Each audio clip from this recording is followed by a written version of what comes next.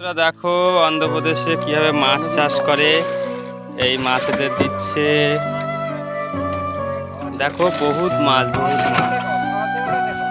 দেখো মাছের খাবারটা কিভাবে দিচ্ছে, তাই দেখো বড় একটা গামলি টাইপের, গামলি ঠিক না তবুও ভাত দিচ্ছে। দেখো পুরো গরম ভাবে, দেখো এই দেখো বন্ধুরা পুরো ধোঁয়া হচ্ছে।